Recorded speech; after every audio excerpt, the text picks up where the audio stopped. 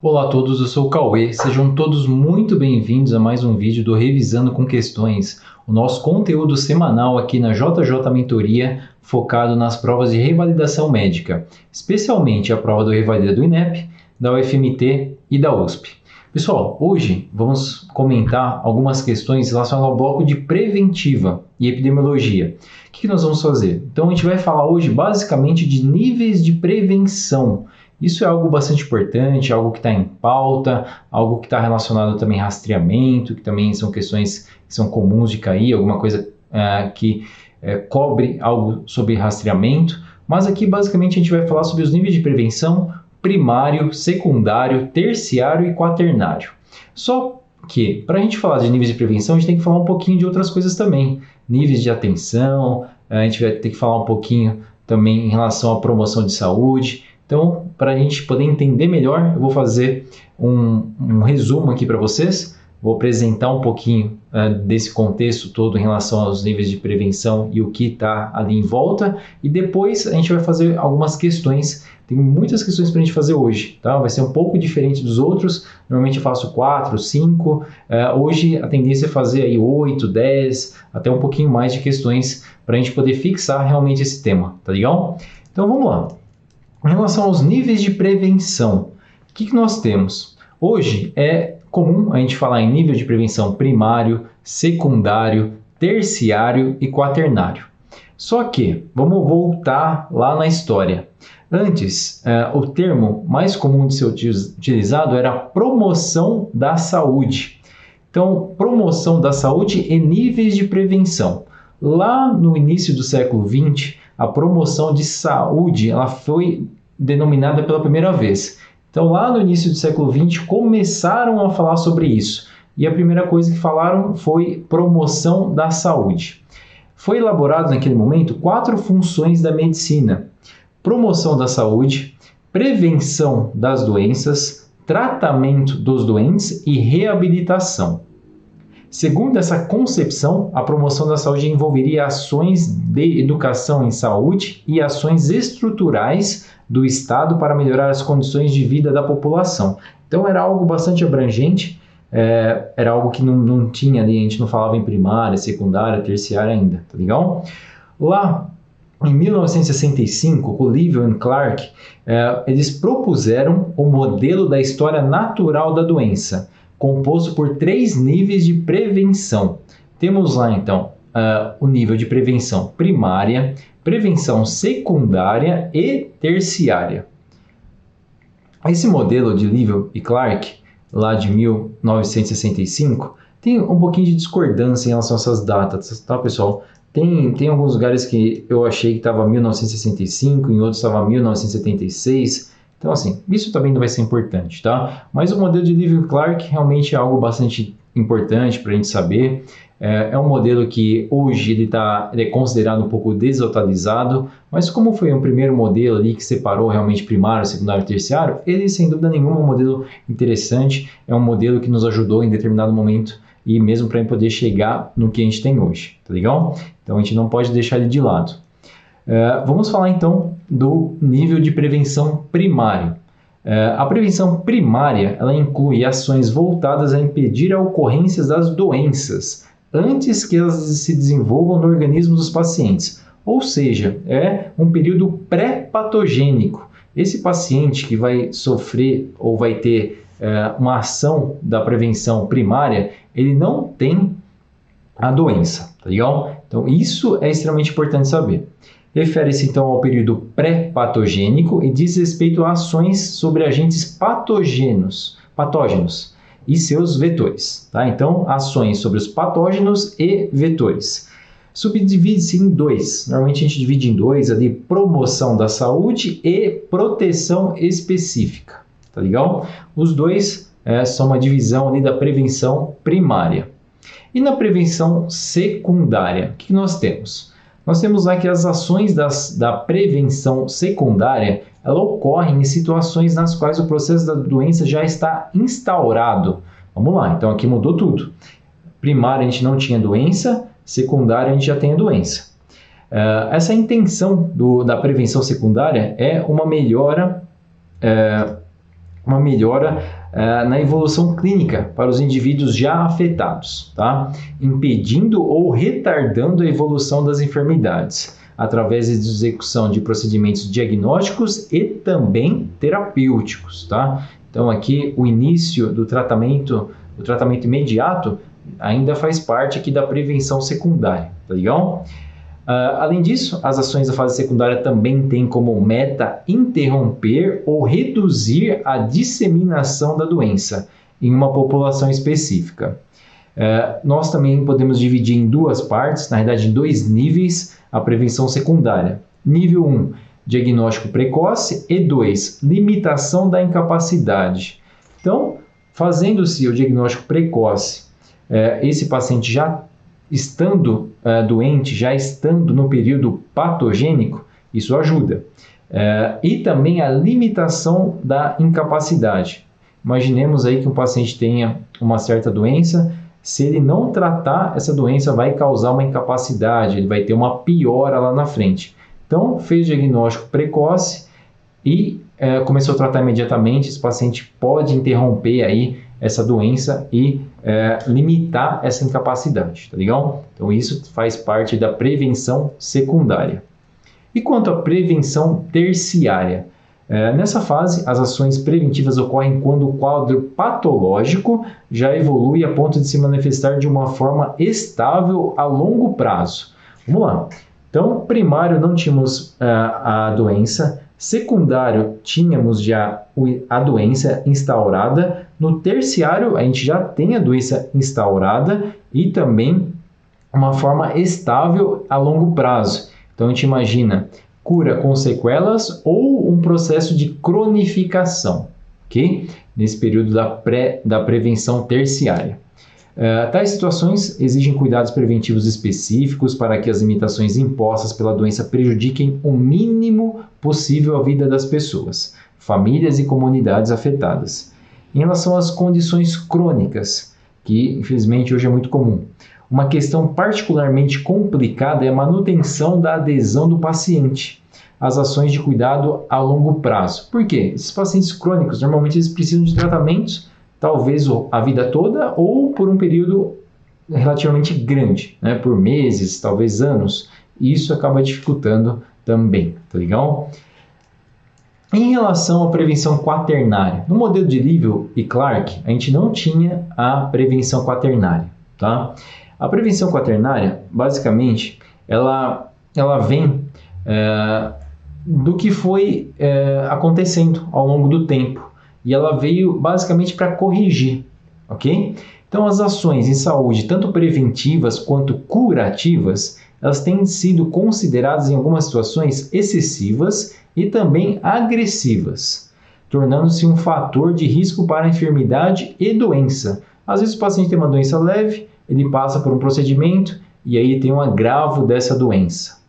Em razão disso, em 1995 foi proposto o conceito de prevenção quaternária, a prevenção da iatrogenia. Se a gente pensar numa palavra-chave para a gente falar sobre prevenção quaternária, sem dúvida nenhuma a iatrogenia é a melhor delas, tá legal? Então foi-se feito ali, foi proposto a prevenção quaternária e ela foi aceita pela Comissão Internacional de Organização Mundial dos Médicos de Família, tá? A ONCA, lá em 1999. Esse novo nível de prevenção pressupõe ações clínicas centradas na pessoa e pautadas na epidemiologia clínica e na saúde baseada em evidências, visando melhorar a qualidade da prática em saúde, bem como a racionalidade econômica. Em suma, no geral, consiste na construção da autonomia dos sujeitos e na detecção de indivíduos em risco de sobretratamento, olha lá, a heterogenia, então sobretratamento ou excesso de prevenção para protegê-los de intervenções profissionais inapropriadas e sugerir-lhes alternativas eticamente estáveis, tá? Então, pensou em prevenção quaternária, vai lembrar da iatrogenia. Opa, a iatrogenia pode estar relacionada ao quê? Ao sobretratamento ou ao excesso de prevenção, tá legal? Vamos lá. Então, a gente tem aí esses 4 níveis. Isso é extremamente importante vocês saberem, pessoal. Os níveis de prevenção em saúde, a gente vai fazer uma série de questões para a gente poder fixar isso melhor, tá legal? Mas, vamos lá, rapidamente. Prevenção primária. Ainda não existe a doença. É um período que a gente considera aí um período pré-patogênico, tá legal? Prevenção secundária já é um período patogênico, né? Então, o que é muito importante ali? O diagnóstico precoce e o tratamento imediato, se possível, tá legal? Na prevenção terciária, a gente já tem aí uma doença a longo prazo. O paciente já tem, por exemplo, sequelas ou ele tem um processo crônico, tá? Então, isso é muito importante. Qual que é a grande função da prevenção terciária? É reduzir esses prejuízos funcionais, tá legal? E a prevenção quaternária, vamos lembrar lá da iatrogenia. Qual que é a grande função da prevenção quaternária? Evitar a iatrogenia, tá legal? Então é isso. Tem um monte de coisa que a gente poderia falar ainda, tem uma série de detalhezinhos, mas vamos deixar para as questões que a gente fecha lá com as questões um monte de detalhes, tá legal? Uma outra coisa que eu gostaria de colocar aqui para vocês, a diferença, né? O que é promoção da saúde e o que é prevenção de doenças, tá? Nesse momento é importante salientar a diferença então entre prevenção de doenças e promoção de saúde. Lembrando que ambas são importantes para a condição de saúde, mas elas são diferentes. Enquanto a primeira trabalha a prevenção de doenças, ela trabalha no sentido de garantir proteção a doenças específicas, reduzindo assim sua incidência e prevalência nas populações. A promoção de saúde, ela visa incrementar a saúde e o bem-estar geral, tá? Promovendo mudanças na condição de vida e de trabalho capazes de beneficiar a saúde de camadas mais amplas da população. Ou seja, facilitar o acesso às escolhas mais saudáveis, tá legal? Então isso realmente é legal saber essa diferença entre promoção da saúde e prevenção de doenças. Uma outra coisa que eu gostaria de colocar aqui para vocês, que é algo que a gente confunde quando está falando em nível. Falar nível de atenção, nível de prevenção é diferente, né? Por exemplo, nível de atenção, a gente tem 3 níveis de prevenção, nós temos 4, tá? Então, se a gente for falar lá de nível de atenção, o que a gente vai falar? A gente vai falar em atenção primária, atenção secundária, atenção terciária, ok? Então, não pode confundir isso. Uma coisa é nível de atenção, outra coisa é nível de prevenção. A gente já viu lá os 4 níveis de prevenção, vou falar rapidamente aqui para vocês os níveis de atenção. Então, a gente tem o nível de atenção primária, que é constituído pela unidade básica de saúde, ok? Normalmente a gente fala unidade básica de saúde, pelos agentes comunitários, pela estratégia da saúde da família e pelo núcleo de apoio da saúde da família, que é o NASF. Enquanto tem um nível intermediário, a atenção fica a cargo do SAMU, das unidades de pronto atendimento, dos pronto-socorros, tá? E a gente tem também o nível de alta complexidade. Se a gente pegar então a atenção primária, vamos pensar ali sempre na unidade básica de saúde. Atenção secundária, a gente pensaria no quê? Basicamente ela é formada pelos serviços especializados em nível ambulatorial e hospitalar, com densidade tecnológica intermediária entre a atenção primária e terciária, ok? A atenção terciária, o que seria? Seria a atenção de alta complexidade, designa o conjunto de terapias e procedimentos de elevada especialização. Organiza também procedimentos que envolvem alta tecnologia e ou alto custos, tá?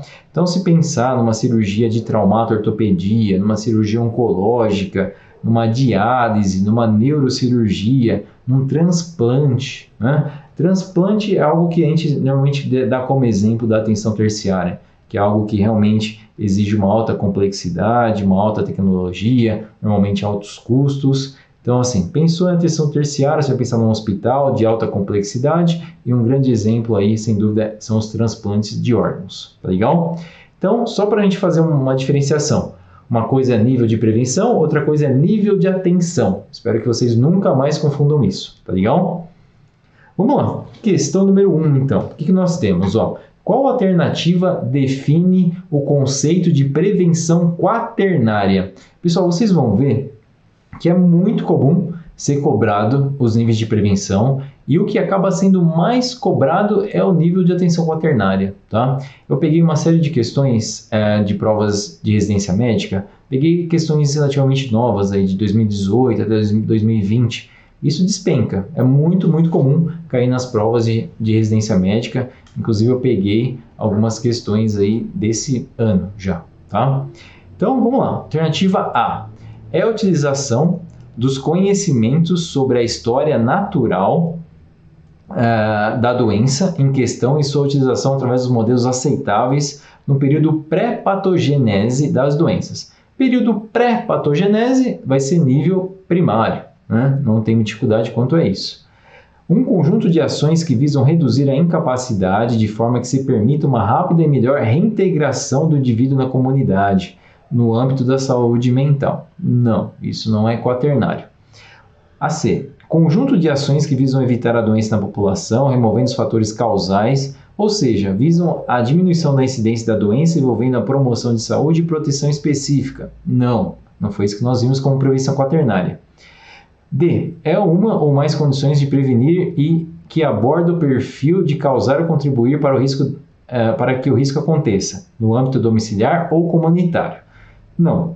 A é uma forma direta e simples, como a detecção de indivíduos em risco de tratamento excessivo, lembra do sobretratamento?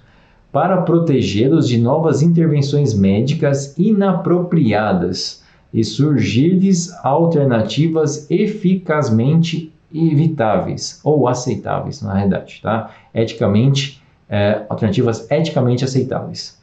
Então, sem dúvida nenhuma essa, né? Lembra, prevenção quaternária, iatrogenia, é isso. Pensou em prevenção quaternária, já tem que acender para vocês ali, iatrogenia, tá? Sobre tratamento, sobre diagnóstico, né? Então, isso não pode esquecer, pessoal, muito importante. A questão número 2 agora, vamos lá. De acordo com os conceitos de níveis de prevenção, assinale a alternativa correta.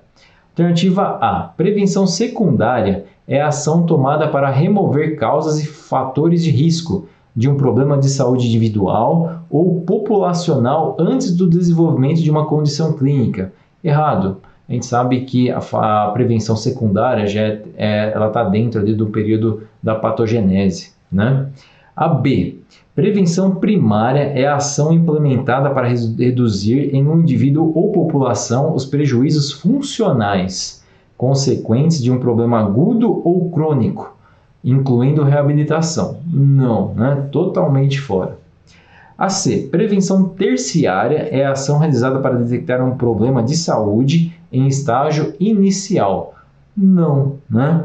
Se o paciente já tem a doença, foi feito o diagnóstico ali rápido, a gente considera como uma prevenção secundária. A D. Prevenção quaternária é a detecção de indivíduos em risco de intervenções diagnósticas e ou terapêuticas excessivas para protegê-los de novas intervenções médicas inapropriadas e surgir-lhes alternativas eticamente aceitáveis. Então, tranquila, né? Alternativa D, novamente, prevenção quaternária, tá legal? Então, se atentem a ela, que realmente é o que acaba caindo mais, é o que não podemos esquecer nunca, tá? Claro que todas as outras também não podemos esquecer, mas a quaternária está caindo muito.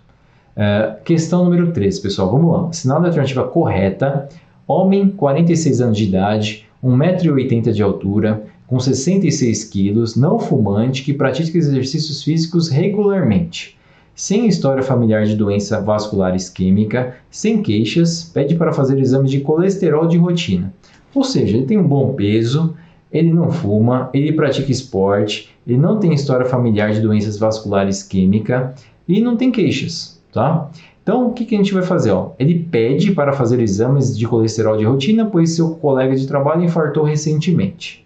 Após a avaliação clínica, com todas as aferições dentro da normalidade, foi orientado a não realizar a dosagem de colesterol, já que não apresenta outros fatores de risco cardiovascular.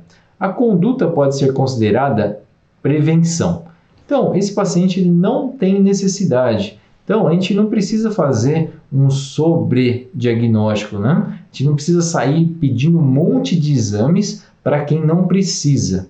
A partir do momento que a gente começa a pedir exames muitos específicos ou uma série de exames que não tem necessidade para aquele determinado paciente, porque ele não tem história clínica, ele não tem queixas, ele não tem basicamente nenhuma indicação de fazer aquele exame naquele momento.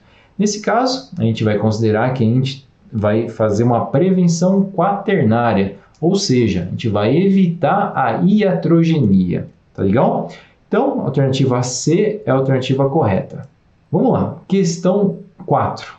Rastreamento é a realização de testes ou exames diagnósticos em populações ou pessoas assintomáticas, com a finalidade de diagnóstico precoce, prevenção secundária, ou de identificação e controle de riscos, tendo como objetivo final reduzir a morbidade e mortalidade da doença. Então aqui está bem bonito esse texto, até nos ajuda.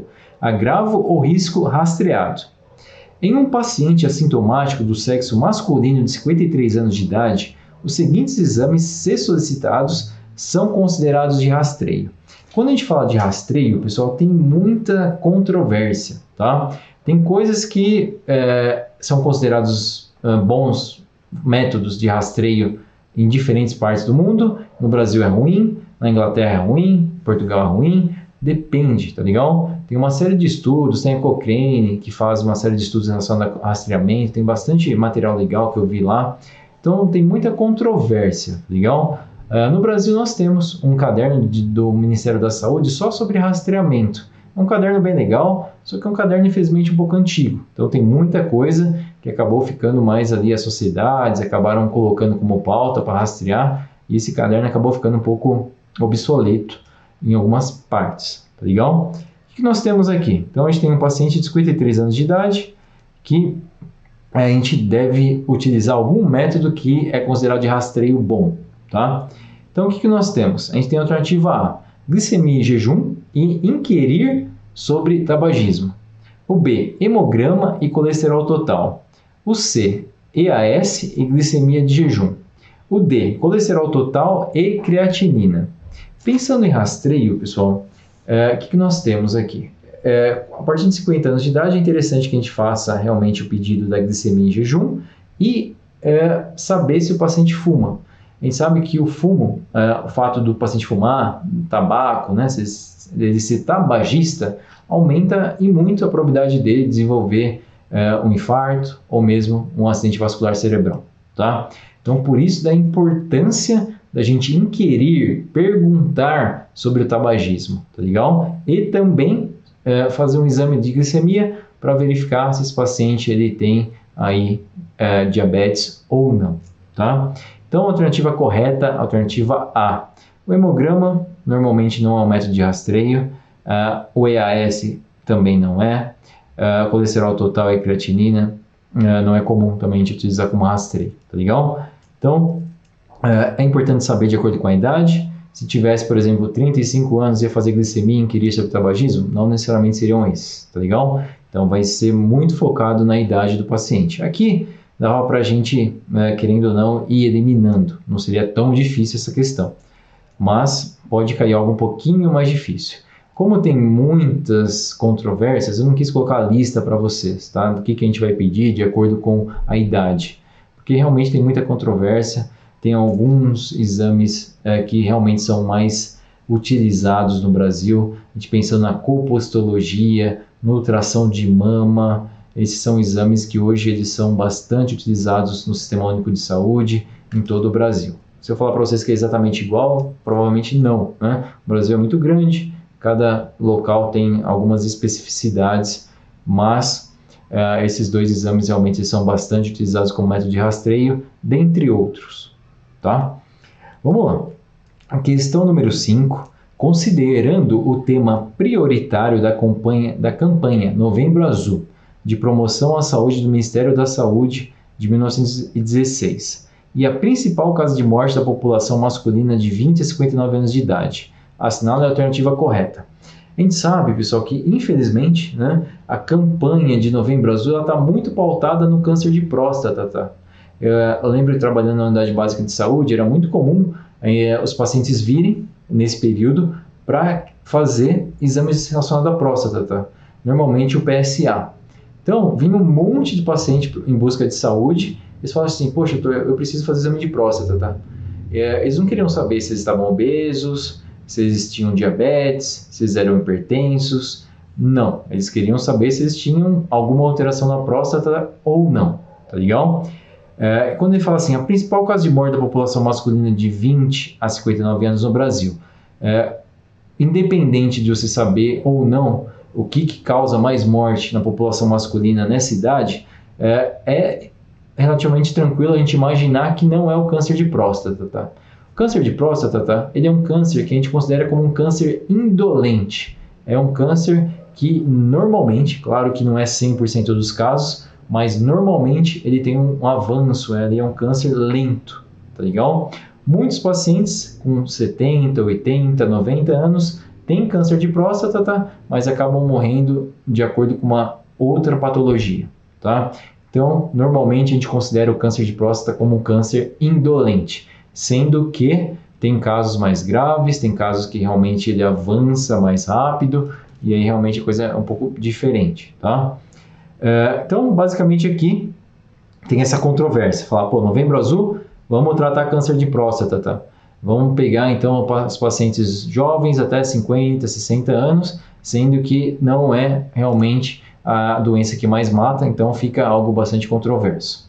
Alternativa A campanha prioriza o câncer de próstata, tá? Principal causa de morte dessa população. Errado.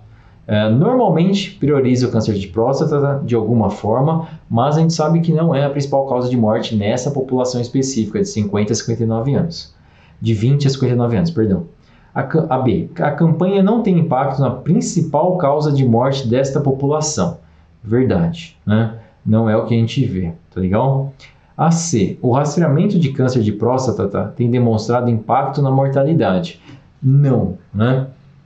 A gente pega casos isolados, a gente fala, poxa, aquele paciente fez o PSA, foi diagnosticado uma alteração, ele foi fazer uns exames, fez uma biópsia, diagnosticou câncer de próstata, operou, ficou bem, legal. Em casos isolados, realmente isso acontece. Mas, se a gente pegar em estatística, em números, não tem realmente muita diferença, pessoal, desse paciente ter feito o diagnóstico ou não, tá? Claro que assim, tem vários estudos, tem uma série de apresentações que a gente pode ver e depende, né? Tem alguns casos que pode até mostrar que tem uma eficácia legal, que ajuda realmente, mas no geral a gente vê que não tem tanto impacto na mortalidade, tá?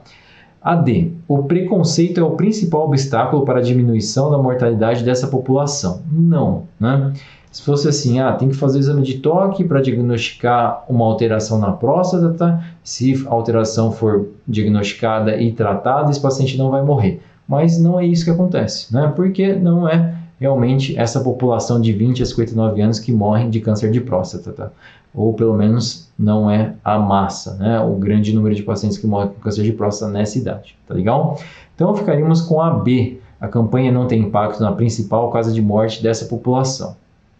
Vamos lá, questão 06. O diagnóstico precoce, ele muda o prognóstico de determinadas doenças. Por isso, o rastreamento na população geral é recomendado em situações de... Vamos lá, então, tem alguns rastreamentos que são mais eficazes do que outros. Claro que depende da região, depende do local. Talvez um rastreamento aqui no Brasil seja extremamente importante. Vamos supor, rastreamento de câncer de pele seja talvez mais importante aqui do que na Finlândia, do que na Suécia. Legal? Então depende muito realmente da região, né? Região pensando como um todo, talvez em países, tá? Então a gente não pode fixar, não, esse tipo de rastreamento é o melhor de todos aqui no Brasil e no mundo, né? Não necessariamente, tá legal? Então aqui ele fala, diagnóstico precoce muda o prognóstico de determinadas doenças, fato, por isso o rastreamento na população geral é recomendado em situações de... Alternativa A, risco global cardiovascular e câncer de pulmão. Não, tá?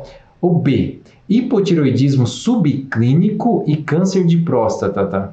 Assim, o subclínico, né, normalmente ele não é considerado que vai ajudar tanto assim, né? Ele pode melhorar no prognóstico lá na frente? Até pode, se o paciente estiver sendo acompanhado por um médico, o médico fizer o diagnóstico, começar a acompanhar esse paciente, em determinado momento esse paciente pode vir apresentar sintomas e aí já vai ser mais fácil para tratá-lo. O prognóstico pode melhorar de alguma forma? Pode, mas não é isso que a gente, né, vê realmente, tá legal? O diagnóstico em relação a outras doenças. Diabetes mellitus tipo 2 e câncer de cólon. O câncer de cólon, normalmente a gente começa, né, o que está preconizado, a fazer uma colonoscopia a partir dos 50 anos de idade. E essa colonoscopia ela ser repetida a cada 10 anos, tá legal? Então, é o tipo de rastreamento que é considerado eficaz, né? Tem uns que são mais, outros menos. Se a gente pegar aquele estudo da Cochrane que eu falei para vocês, a gente pega em números no geral, a gente vê que o rastreamento ele é muito pouco efetivo. Mas tem alguns estudos isolados que mostram que alguns pode ser um pouco melhor, mais efetivo, que realmente pode ter um bom custo-benefício, tá legal? Como eu disse para vocês, pensando em rastreamento é tudo muito complexo, tem muitas divergências. Mas rastreamento de diabetes mellitus tipo 2, legal, é o tipo de rastreamento que é relativamente barato, em um determinado momento da vida é legal que a pessoa faça.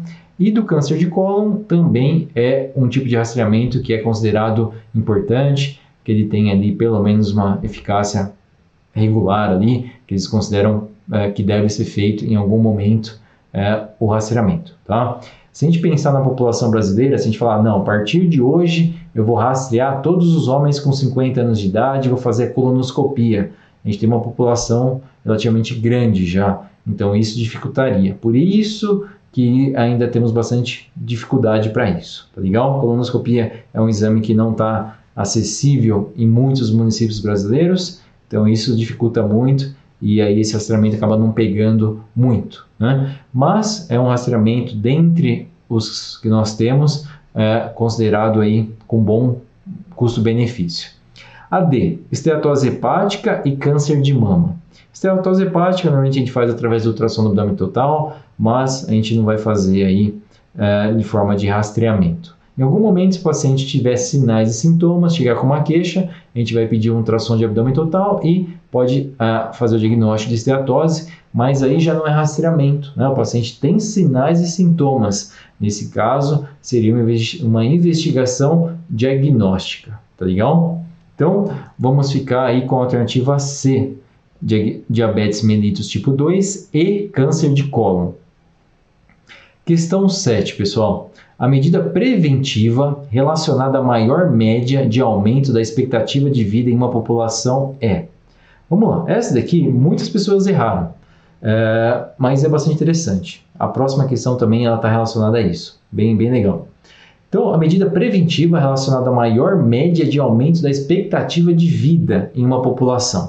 O que seria? Alternativa A, mamografia em mulheres entre 50 e 70 anos de idade. Isso é o que é preconizado pelo SUS, pelo Ministério da Saúde, fazer ali a mamografia na mulher de 50 até 69 anos, na realidade. A B, exercício regular para alguém com 40 anos de idade. A C, Papa Nicolau em mulheres de 18 a 65 anos. Normalmente o Ministério da Saúde fala a partir de 25 anos, mas né, a Febrasgo ali tem algumas diferenças.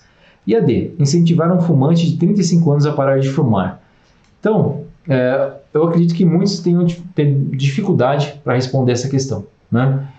Às vezes fala, poxa, mas tem bastante caso de câncer de mama, então eu acho que a mamografia é um bom teste de rastreamento. Se for diagnosticado a mulher de forma precoce, a mulher não vai ter, de repente, que fazer uma mastectomia, não vai ter um avanço do câncer de mama e vai sobreviver. Isso é legal. Realmente, é ótimo, né? O rastreamento de câncer de mama, ele é um rastreamento que é utilizado aí muito no Brasil e realmente, quanto a ele, é difícil a gente refutar, mas até tem. Mas vamos lá. O que nós temos aqui, ó?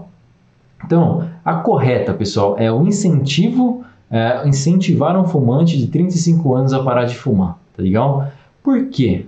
O tabagismo, ele é uma medida que individualmente influencia a mortalidade. Se a gente pensar, o que mais mata no Brasil? São as causas circulatórias, especialmente os infartos e os acidentes vasculares encefálicos. Legal? Segundo, os cânceres e causas externas. Se a gente pensar, o que influencia mais nisso? O câncer de mama ou o cigarro? O cigarro ele influencia tanto nas causas circulatórias, o infarto e o AVE, quanto nos cânceres, né? Então, com exceção das causas externas, as causas circulatórias e a maior parte dos cânceres são diretamente potencializadas pelo uso do tabaco. Ou seja, se a gente conseguir fazer programas, linhas de cuidado para a cessação do tabagismo, então isso teria uma influência muito grande na porcentagem de mortes, talvez até mudando aí um pouquinho essa grande concentração que a gente tem de causas circulatórias e cânceres no Brasil, tá legal? Então, a alternativa correta, a melhor estratégia aí seria, sem dúvida, incentivar um fumante de 35 anos a parar de fumar, tá legal? Essa é um pouquinho, talvez, contra-intuitiva, se a gente não associar aí com as principais causas de morte no Brasil, tá legal? Questão número 8, pessoal. A ação realizada para detectar o problema de saúde em estágio inicial, muitas vezes em estágio subclínico no indivíduo ou na população, facilitando o diagnóstico definitivo, o tratamento e reduzindo ou prevenindo sua disseminação e os efeitos de longo prazo. É conhecido como qual tipo de prevenção? Vamos lá. Então, essa também bem tranquila. A gente vai pegar, detectar um problema de saúde em estágio inicial. Se ele está no estágio inicial, já existe a doença, já está no período de patogenese, tá? Então, já exclui prevenção primária, a gente ficaria entre secundária e terciária. Muitas vezes ele fala assim, em estágio subclínico no indivíduo ou na população, facilitando o diagnóstico definitivo. Se ele está no estado subclínico, ele não apresenta realmente a doença. Então, não pode ser um nível de prevenção terciário. Lembra que a prevenção terciária já é uma doença mais arrastada, aquele paciente que já tem sequelas, que ele tem uma doença crônica. Então, a gente tirou primária e terciária. Sobrou o quê? Sobrou, então, o nível de atenção secundário. Tá legal? Então, é conhecida como prevenção secundária. Não é nível de atenção, perdão, pessoal, falei besteira, né? Então, assim, é nível de prevenção, tá? Nível de prevenção secundária. Vamos lá. Questão 9. O que nós temos? Tomando como referência os níveis de prevenção descritos por Livell e Clark, que propuseram o modelo da história natural da doença, as orientações dadas sobre os cuidados com o pé do diabético e com o tratamento do ferimento da perna podem ser associadas respectivamente aos seguintes tipos de prevenção. Vamos lá, então a gente já tem um paciente que tem uma doença, uma comorbidade. Esse paciente ele é diabético e aí ele pode ter, sem dúvida nenhuma, uma complicação. Uma complicação seria um pé diabético, ele poderia ter um infarto agudo do miocárdio, poderia ter uma série de alterações. Ele pode ter também uma ulceração na perna, né, um ferimento na perna, e o tratamento, assim que o ferimento aparecer, por exemplo, que tipo de prevenção seria? Vamos lá. Prevenção. Alternativa A, secundária. Alternativa B, primária. Alternativa C, terciária e quaternária. Alternativa D, primária. Alternativa E, secundária e terciária. Assim, primária, acabou, né? Já vamos tirar.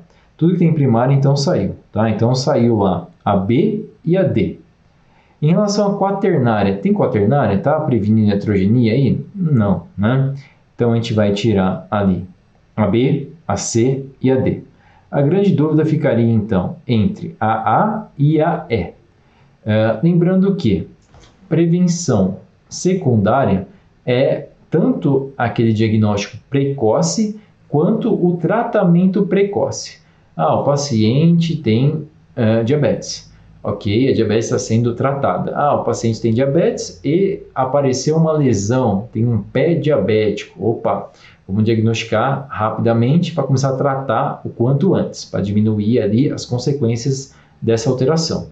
E o tratamento precoce. Ah, o paciente tem uma úlcera, apareceu uma bolinha ali, um ferimento na perna do paciente, uma ulceração. Opa, vamos começar a tratar então de forma precoce para evitar uma complicação ainda maior. Então, isso faz parte do nível de prevenção secundário, tá legal? Então, secundária, diagnóstico precoce e secundária, tratamento precoce. Bem tranquila aí a questão, mas é legal para a gente poder fixar, né? Sem dúvida nenhuma. Questão 10. O diagnóstico precoce e tratamento imediato refere-se a...